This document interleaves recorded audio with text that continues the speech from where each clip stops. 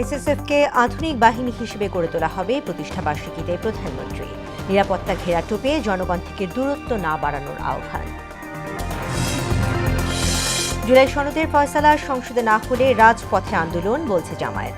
রোববার 11 দলের বৈঠকে আসছে নতুন কর্মসূচি। পদ্মা সেতুর পিলারের পাশে মাটি কাটা ঝুঁকিপূর্ণ নয়, বললেন সড়কমন্ত্রী। 2.5 বছরের মধ্যে ঢাকার 4 বাস টার্মিনাল সরিয়ে নেয়ার পরিকল্পনা। এবং বিশ্বকাপের গুরুত্বপূর্ণ ম্যাচে রাতে বসনিয়ার মুখোমুখি সুইজারল্যান্ড, ভোরে দক্ষিণ কোরিয়ার প্রতিপক্ষ মেক্সিকো।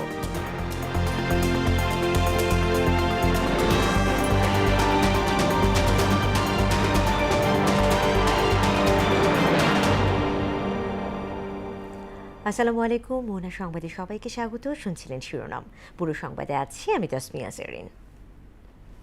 এবারে বিস্তারিত। স্পেশাল সিকিউরিটি ফোর্স এসএসএফকে আধুনিক কৌশল ও প্রযুক্তিগত দক্ষতা অর্জনের মাধ্যমে বহুমাত্রিক নিরাপত্তা চ্যালেঞ্জ মোকাবেলায় প্রস্তুত থাকার আহ্বান জানিয়েছেন প্রধানমন্ত্রী তারেক রহমান। বলেন, সাহস এবং দক্ষতার দিক থেকে বিশেষ এই বাহিনীটির পিছিয়ে থাকার সুযোগ নেই। সকালে এসএসএফের 40তম প্রতিষ্ঠা বার্ষিকীর আয়োজনে এসব কথা বলেন প্রধানমন্ত্রী। নিরাপত্তার কারণে সরকার প্রধান যেন জনগণ থেকে দূরে চলে না যান, সে বিষয়টিও খেয়াল রাখার তাগিদ দেন তিনি। তানজিদ ভুঁইয়ার প্রতিবেদন। বৃহস্পতিবার সকালে রাজধানীর তেজগাঁওয়ে প্রধানমন্ত্রীর কার্যালয়ে স্পেশাল সিকিউরিটি ফোর্স এসএসএফ এর 40তম প্রতিষ্ঠাবার্ষিকীর অনুষ্ঠানে যোগ দেন প্রধানমন্ত্রী তারেক রহমান। বক্তব্যে তিনি বলেন, আর্থসামাজিক ও রাজনৈতিক পরিস্থিতি, ভূ রাজনৈতিক বাস্তবতা এবং তথ্য প্রযুক্তির অবাধ বিকাশের ফলে বহুমাত্রিক চ্যালেঞ্জ মোকাবিলায় বিশেষ বাহিনীটিকে সর্বদা প্রস্তুত থাকতে হবে। আধুনিক ও যুগ উপযোগী প্রশিক্ষণের মাধ্যমে নিজেদেরকে সার্বক্ষণিক প্রস্তুত রাখা অত্যন্ত জরুরি। একটি বিশেষায়িত বাহিনী হিসাবে সাহস, দক্ষতা, কৌশল এবং সর্বাধুনিক প্রযুক্তিতে এসএসএফ এর পিছিয়ে থাকার কোনো সুযোগ নেই। এসএসএফ এর নবনির্মিত অত্যাধুনিক ফায়ারিং রেঞ্জের উদ্বোধনী মহড়ার কথা উল্লেখ করে কৌশল প্রণয়ন এবং দক্ষতা বাড়াতে ফায়ারিং রেঞ্জের সর্বোত্তম ব্যবহার নিশ্চিতের আহ্বান জানান তিনি। এসএসএফ এর মতো বিশেষায়িত বাহিনীর জন্য আধুনিক নিরাপত্তা কৌশল এবং প্রযুক্তিগত দক্ষতা অর্জনের পাশাপাশি প্রতিটি সদস্যের সাহস, সততা, বিশ্বস্ততা, সর্বোচ্চ পেশাদারিত্ব, নিয়মানুবর্তিতা এবং সর্বোপরি চেইন অফ কমান্ড, এই বিষয়গুলো কঠোরভাবে মেনে চলা অপরিহার্য। আধুনিক বিশ্বের সঙ্গে তাল মিলিয়ে এসএসএফকে আরও কর্মদক্ষ করে গড়ে তোলার লক্ষ্যে সরকার প্রয়োজনীয় সব ধরনের পদক্ষেপ অব্যাহত রাখবে ইনশাআল্লাহ। প্রধানমন্ত্রী বলেন, জাতীয় নির্বাচনের পর রাষ্ট্রীয় নিয়ম অনুযায়ী সরকার প্রধান হিসেবে এসএসএফ তার নিরাপত্তার দায়িত্ব পালন করছে। তবে নিরাপত্তার গ্যারাটোপে সরকার প্রধান যেন জনগণের থেকে দূরে সরে না যান, সে বিষয়টি খেয়াল রাখতে হবে। সুতরাং নিরাপত্তার ঘেরাটোপে যাতে সরকার প্রধানকে জনগণ থেকে দূরে ঠেলে না দেওয়া হয়, এই সফিস্টিকেটেড বাহিনীর হিসাবে সেদিকেও বিশেষভাবে লক্ষ্য রাখার জন্য আমি আপনাদের প্রতি বিশেষভাবে আহ্বান জানাই। জনগণের দুর্ভোগ লাঘব করে সড়কে যানবাহনের চলাচল স্বাভাবিক রাখতে আমি আমার গাড়িবহরের আকার সীমিত করেছি। ফলে বিদ্যমান পরিস্থিতিতে সদস্য সংখ্যা বাড়ানোর পরিবর্তে এসএসএফকে হয়তো দক্ষতা এবং নিরাপত্তা কৌশলের উপরে বেশি জোর দিতে হচ্ছে। গুরুত্বপূর্ণ ব্যক্তিদের নিরাপত্তায় সর্বোচ্চ গুরুত্ব দেওয়ার আহ্বান জানিয়ে দায়িত্ব পালনের সময় সাধারণ মানুষ যেন দুর্ভোগের শিকার না হন, সেক্ষেত্রে সতর্ক থাকার তাগিদও দেন প্রধানমন্ত্রী তারেক রহমান। অবশ্যই আপনারা গুরুত্বপূর্ণ ব্যক্তিদের নিরাপত্তাকে সর্বোচ্চ প্রাধান্য দেবেন, তবে দায়িত্ব পালন করতে গিয়ে জনগণ যাতে কোনো রকম রূঢ় ব্যবহারের শিকার না হন, সেদিকেও আপনাদেরকে বিশেষভাবে নজর রাখার জন্য আমি আহ্বান করব। তানজিদ ভুঁইয়া, মোহনা সংবাদ, ঢাকা। নির্বাচনী প্রতিশ্রুতি অনুযায়ী গণতান্ত্রিক রাষ্ট্র গঠনে সরকার সবাইকে নিয়ে কাজ করবে বলে জানিয়েছেন তথ্য সম্প্রচার মন্ত্রী জহিরুদ্দিন স্বপন। সকালে রাজধানীর একটি হোটেলে জাতীয় গণমাধ্যম কমিশনের রূপরেখা প্রণয়নের লক্ষ্যে আয়োজিত কর্মশালায় একথা বলেন তিনি। আলোচনার মাধ্যমে সবার মতামতের ভিত্তিতে সমস্যা খুঁজে বের করতে পারলে গণমাধ্যম কমিশনের রূপরেখা তৈরি করা সহজ হবে বলেও মনে করেন মন্ত্রী। নির্বাচনে যাওয়ার আগেই জনগণের কাছে প্রতিশ্রুতি দিয়েছি যে আমরা এই রাষ্ট্রকে একটা গণতান্ত্রিক রাষ্ট্রে পরিণত করার জন্য, একটা কল্যাণমূলক রাষ্ট্রে পরিণত করার জন্য যে সমস্ত জায়গাতে মেরামত করা দরকার, সকলকে সাথে নিয়ে সেই সব জায়গাতে আমরা মেরামত করব। গণমাধ্যমের স্বাধীনতাকে নিশ্চিত করব এবং সেই লক্ষ্যে আপনাদের সকলকে সাথে নিয়ে আমরা পথ চলব। জুলাই সনদ নিয়ে রাজনৈতিক বিতর্কের নিষ্পত্তি সংসদেই করতে চায় জামায়াত। এমন মন্তব্য করে দলটির সেক্রেটারি জেনারেল মিয়া গোলাম পারভার বলেন, অন্যথায় এর ফয়সালা হবে রাজপথে। গণভোটের রায় বাস্তবায়ন দাবিতে শনিবার খুলনা সার্কিট হাউস ময়দানে জামায়াতে ইসলামীর বিভাগীয় সমাবেশ উপলক্ষে আয়োজিত ব্রিফিংয়ে এমন মন্তব্য করেন তিনি। আগামী 21 জুন 11 দলীয় ঐক্যের জরুরি বৈঠক থেকে পরবর্তী আন্দোলনের কর্মসূচি ঘোষণা করা হবে বলেও জানান তিনি। গণভোটের রায় এই সরকারকে মানতে হবে এই কারণে যে তারা জাতির কাছে প্রতিশ্রুতিবদ্ধ, এবং আমরা কামনা করি সংসদ চলমান থাকায় সাংবিধানিক এই বিতর্ক, রাজনৈতিক এই বিতর্ক রাজপথে ঠেলে না দিয়ে সংসদেই এর সমাধান করা হোক। আমরা চাই না যে কোনো সহিংসতা, অনিয়মতান্ত্রিক আন্দোলন, রাষ্ট্র এবং সরকার অস্থিতিশীল পরিস্থিতি তৈরি হোক। আমাদের বিরোধী দলীয় নেতা পরিষ্কার বলেছেন, আমরা তা চাই না। পদ্মা সেতুর পিলারের মাটি সরিয়ে নেওয়ায় মূল স্থাপনা ক্ষতিগ্রস্ত হবে না। এছাড়া সেখানকার মাটি কোথাও বিক্রি করা হয়নি বলেও মন্তব্য করেছেন সড়ক পরিবহন ও সেতুমন্ত্রী শেখ রবিউল আলম। দুপুরে সচিবালয়ে কর্মরত সাংবাদিকদের সংগঠন BSRF সংলাপে তিনি বলেন, 2 থেকে 2.5 বছরের মধ্যে রাজধানীর 4 বাস টার্মিনাল সরিয়ে নেওয়া হবে। শামীমুজ্জামান চৌধুরীর রিপোর্ট। পদ্মা সেতুর পিলারের গোড়া থেকে মাটি সরিয়ে বিক্রি করা হচ্ছে এমন খবর সামাজিক যোগাযোগ মাধ্যমে ছড়িয়ে পড়লে আলোচনা শুরু হয় মূল সেতুর ক্ষয়ক্ষতি নিয়ে।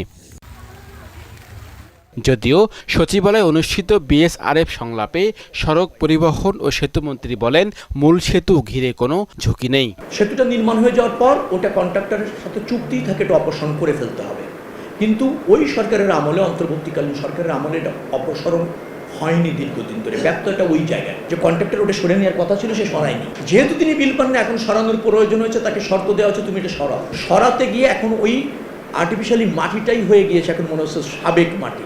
দেখে মনে হচ্ছে পিলারের গোড়ায় মানে গর্ত হয়ে যাচ্ছে। এই পিলারের সাথে, এই স্ট্রাকচারের সাথে ওই মাটির কোনো সম্পর্ক নেই। 2-2.5 বছরের মধ্যে রাজধানীর 4টি বাস টার্মিনাল সরিয়ে নেওয়ার কথা উল্লেখ করে তিনি বলেন, পরিবহন ব্যবস্থাপনায় শৃঙ্খলা আনতে কাজ করছে সরকার। 4 থেকে 6 মাসের মধ্যে পরিপূর্ণ না হলেও একটা পরিবর্তন আপনারা এই বাস স্ট্যান্ডগুলিতে দেখবেন। সায়দাবাদ স্ট্যান্ড আস্তে আস্তে কাজ করে চলে যাবে, ফুলবাড়ি স্ট্যান্ডটা চলে যাবে কিরানীগঞ্জে, গাবতলীটা চলে যাবে হিমায়তপুরে। এরকমভাবে টার্মিনালটা শিফট হবে, কিন্তু এখনই হচ্ছে না। এখন ডিপো হিসাবে ওখানে ব্যবহার হবে।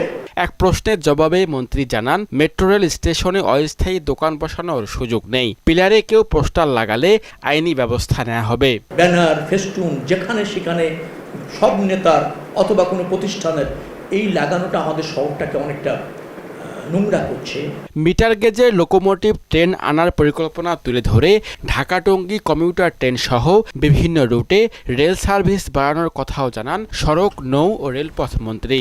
মিটার গেজের আরও 60 থেকে 70টা লোকোমোটিভ আনার চেষ্টা করছে। এটা যদি আনতে পারি তাহলে ট্রেন যোগাযোগের যে জরাজীর্ণতা দেখছেন সেটার একটা বড় পরিবর্তন হবে। শামীমুজ্জামান চৌধুরী, মোহনা সংবাদ, ঢাকা। লালমনিরহাটের আদিতমারিতে শিশু নন্দিনী হত্যা মামলা দ্রুত তদন্ত শেষে বিচার নিশ্চিতের কথা জানিয়েছেন দুর্যোগ ব্যবস্থাপনা ও ত্রাণমন্ত্রী আসাদুল হাবিব দুলু। হত্যার শিকার শিশুটির পরিবারের সদস্যদের সঙ্গে সাক্ষাৎ শেষে সাংবাদিকদের কথা বলেন মন্ত্রী। বলেন, এই হত্যাকাণ্ডকে কেন্দ্র করে আইনশৃঙ্খলা বাহিনী সহ প্রশাসনের উপর হামলা ও গাড়ি ভাঙচুরে জড়িতদের আইনের আওতায় আনা হবে। ইতিমধ্যে আপনারা জেনেছেন যে হত্যাকাণ্ডের সঙ্গে যে জড়িত তাকে পুলিশ গ্রেপ্তার করতে সক্ষম হয়েছে। সে স্বীকারোক্তি দিয়েছে যে হত্যাকাণ্ড সে ঘটিয়েছে। আমরা আশা করি আরও কিছু পরীক্ষা নিরীক্ষা বাকি রয়েছে। এটি যখন এসে যাবে দ্রুত সময়ের মধ্যে চার্জশিট দিয়ে এই বিচার কার্য সম্পন্ন করা হবে। বাজেটে বিচার বিভাগের জন্য অর্থ বরাদ্দ বাড়ানো হলেও তা পর্যাপ্ত নয় বলে জানিয়েছেন আইনজীবীরা। অপর্যাপ্ত আদালত, অবকাঠামোগত দুর্বলতা, লোকবলের অভাবে ধীর গতিতে চলছে বিচার প্রক্রিয়া। এই পরিস্থিতিতে পরিচালন ব্যয় বাড়িয়ে উন্নয়ন ব্যয় কমিয়ে দেয়াকে অসামঞ্জস্যমূলক বলছেন আইন বিশ্লেষকরা। বিচার বিভাগের মতো সাংবিধানিক প্রতিষ্ঠানকে আরও গুরুত্ব দেওয়া প্রয়োজন বলে মত তাদের। মোহাম্মদ আবু তালেব হাসানের ক্যামেরায় মুদাসির আলীর প্রতিবেদন। রাষ্ট্রের তৃতীয় স্তম্ভ বলা হয় বিচার বিভাগকে, কিন্তু প্রতিষ্ঠার লগ্ন থেকে শুরু করে আজ পর্যন্ত বাংলাদেশের তৃতীয় স্তম্ভ হিসেবে শক্তিশালী ও গতিশীল হয়ে উঠতে পারেনি বিচার বিভাগ। এক্ষেত্রে সরকারের উদাসীনতা, বাজেট স্বল্পতাকে দায়ী করে আসছেন সংশ্লিষ্টরা। বর্তমান নির্বাচিত সরকারও তাদের প্রথম বাজেটে বিচার বিভাগের জন্য খুব বেশি অর্থের বরাদ্দ রাখেনি, যদিও সংখ্যায় 2025-26 অর্থ বছরের তুলনায় তা বেশি। বরাদ্দ 2159 কোটি 74,36,000 থেকে বেড়ে দাঁড়িয়েছে 2188 কোটি টাকা। পরিচালন ব্যয় ও সুপ্রিম কোর্টের জন্য বরাদ্দকৃত অর্থ গতবারের চেয়ে বেশি হলেও উন্নয়ন ব্যয় কম রাখা হয়েছে। দেশের আদালত কার্যক্রমের অবকাঠামোগত দুর্বলতা উল্লেখ করে উন্নয়ন ব্যয় বাড়ানো প্রয়োজন বলে জানান আইনজীবী সাদ্দাম হোসেন অভি। এখন আদালতগুলো আমাদের পর্যাপ্ত পরিমাণে বাড়ানো উচিত, জেলা শহরগুলোতে বিভিন্ন উচ্চ ভবনগুলো করা উচিত, প্লাস আইনজীবীদের জন্য যথেষ্ট পরিমাণে বাড়ে ভবন নাই। উন্নয়ন ব্যয়টা যদি আমি না বাড়াই তাহলে তো ডেভেলপমেন্ট হবে না। তো উন্নয়নের জন্য অবশ্যই আমরা উন্নয়ন ব্যয়টা বাড়াতে হবে। সরকার সমস্যাগুলো জানে, কিন্তু তারপরও উদাসীন বলে মত আইনজীবী ইশরাত হাসানের। প্রত্যেকটা উপজেলায় যে কোর্ট দরকার, প্রত্যেকটা মানুষের যে আদালতে আসতে গেলে কি সমস্যা হচ্ছে, অথবা এক একটা মামলার অনুপাতে যে কতজন বিচারক দরকার, এটার জন্য ল মিনিস্ট্রির সাথেই গভর্নমেন্ট প্রয়োজনে কথা বলতে পারে। এটার জন্য এটা এমন কোনো হিডেন বিষয় না যে সরকারকে কেউ জানতে দিচ্ছে না, সরকার জানে না। আইনের শাসন প্রতিষ্ঠা ও বিচার পাওয়ার বিষয়কে মৌলিক অধিকারের মধ্যে অন্তর্ভুক্ত করে বাজেট দ্বিগুণ করার তাগিদ ব্যারিস্টার মাহিন এম রহমানের। সাংবিধানিক অধিকার, সেটা হলো আপনার ফুড, শেল্টার, এই জিনিসগুলোর সাথে আপনাকে আইনও যুক্ত করতেই হবে। এইসব যদি ইমপ্রুভ করতে হয়, বাজেট মিনিমাম দ্বিগুণ করতে হবে। আইনের শাসনভার বিচার বিভাগের সঙ্গে সমন্বিত উদ্যোগ নেয়ার পরিকল্পনা থাকলে মামলা জট সহ অন্য সমস্যা এত প্রকট হতো না বলে জানান ব্যারিস্টার সিফাত মাহমুদ। এই মামলা জট যে হচ্ছে, দীর্ঘসূত্রিতা হচ্ছে, এটা কিন্তু অবকাঠামো এবং লোকবল সংকটের কারণে এই বিষয়টা দিন দিন বাড়ছে, এবং এটা সমাধানের জন্য আমি মনে করি যে নির্বাহী বিভাগ, বিচার বিভাগ সবার সমন্বিত উদ্যোগ এখানে প্রয়োজন। রাষ্ট্রে সুশাসন নিশ্চিতে সব সাংবিধানিক প্রতিষ্ঠান নিয়েই সরকারের ভাবা দরকার বলে মনে করেন ঢাকা বিশ্ববিদ্যালয়ের রাষ্ট্রবিজ্ঞানের অধ্যাপক কাজী মোহাম্মদ মাহবুবুর রহমান। সবগুলো সাংবিধানিক প্রতিষ্ঠানকে নিয়ে নতুন করে নির্মোহভাবে রাষ্ট্রের প্রয়োজনে, মানুষের নাগরিকের প্রয়োজনে ভাবা দরকার। আর যদি আপনি সবগুলোকে কার্যকর করতে পারেন, তখনই শুধুমাত্র আইনি শাসন প্রতিষ্ঠা করতে পারবেন। মুদাসসির আলী, মোহনা সংবাদ, ঢাকা। গেল 24 ঘন্টায় হামির উপসর্গ নিয়ে আরও 5 শিশু মৃত্যু হয়েছে। ওই সময় 1148 জনের শরীরে এই রোগের উপসর্গ পাওয়া গেছে। 24 ঘন্টায় মৃত 5 শিশুর মধ্যে সিলেট বিভাগে 2 এবং ঢাকা, চট্টগ্রাম ও খুলনা বিভাগে 1 করে মৃত্যু হয়েছে। বিকেলে স্বাস্থ্য অধিদপ্তরের হাম বিষয়ক নিয়মিত প্রতিবেদনে এ তথ্য জানানো হয়। এ পর্যন্ত দেশে হাম ও এর উপসর্গে মৃতের সংখ্যা 666 জনে পৌঁছেছে। সুবিধাবঞ্চিত পথ শিশুদের শিক্ষা ও জীবনমান উন্নয়নে জিয়াউর রহমান ফাউন্ডেশন কাজ করবে বলে জানিয়েছেন বিএনপির স্থায়ী কমিটির সদস্য ডক্টর আব্দুল মঈন খান। সকালে রাজধানীর একটি শিক্ষা প্রতিষ্ঠানে ফাউন্ডেশনের ভাইস প্রেসিডেন্ট ডক্টর জুবাইদা রহমানের জন্মদিন উপলক্ষে আয়োজিত অনুষ্ঠানে তিনি কথা বলেন। রাষ্ট্র গঠনে প্রধানমন্ত্রীর ছায়াসঙ্গী হিসেবে জুবাইদা রহমান কাজ করছেন বলেও জানান বিএনপির স্থায়ী কমিটির এই সদস্য।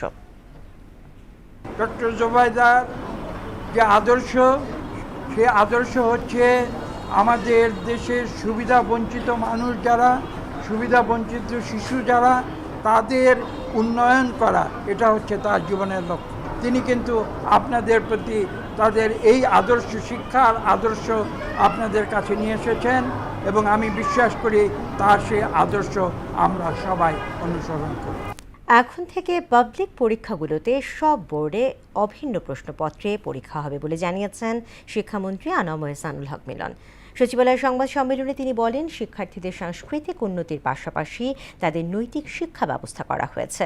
শিক্ষা প্রতিষ্ঠানে গানের শিক্ষক নিয়োগ দেওয়া হবে না, মন্ত্রিসভার বৈঠকে এমন কোনো সিদ্ধান্ত হয়নি বলে জানান মন্ত্রী। এদিকে প্রাথমিক ও গণশিক্ষা প্রতিমন্ত্রী ববি হাজ্জাজ বলেন, আগামী 20 জুন প্রাথমিক বিদ্যালয় গোল্ড কাপ ফুটবল টুর্নামেন্টের ফাইনাল খেলা অনুষ্ঠিত হবে আর্মি স্টেডিয়ামে, যা উদ্বোধন করবেন প্রধানমন্ত্রী তারেক রহমান। 20 লক্ষের উপরে শিক্ষার্থীরা পুরো দেশব্যাপী গত 2.5 মাস ধরে খেলে ইউনিয়ন লেভেলে, উপজেলা লেভেলে, জেলা, বিভাগ ফাইনাল হতে যাচ্ছে ছেলেদের 2টো টিম এবং মেয়েদের 2টো টিমের মধ্যে 20 জুন, যেখানে প্রধান অতিথি হিসেবে মাননীয় প্রধানমন্ত্রী থাকবেন। এক এক বোর্ডের সাথে এক এক বোর্ডের প্রতিযোগিতা থাকে। কোনো বোর্ড বলে একটু রিল্যাক্স প্রশ্ন করে, কোনো বোর্ড স্ট্রং প্রশ্ন করে। এক বাংলাদেশে পরীক্ষা দিবে এসএসসি এবং এইচএসসি, ভিন্ন প্রস্তুত হতে পারে না, এটা হয় না। শেষ করব মোহনার সংবাদ, যাবার আগে শিরোনামগুলো আরও একবার।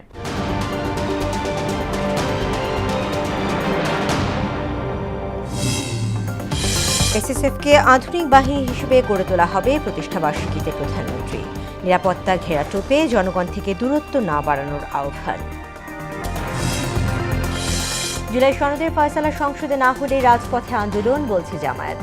রোববার 11 দলের বৈঠকে আসছে নতুন কর্মসূচি। পদ্মা সেতুর পিলারের পাশে মাটি কাটা ঝুঁকিপূর্ণ নয়, বললেন সড়কমন্ত্রী। 2.5 বছরের মধ্যে ঢাকার 4 বাস টার্মিনাল সরিয়ে নেয়ার পরিকল্পনা। এবং বিশ্বকাপের গুরুত্বপূর্ণ ম্যাচে রাতে বসনিয়ার মুখোমুখি সুইজারল্যান্ড, ভোরে দক্ষিণ কোরিয়ার প্রতিপক্ষ মেক্সিকো।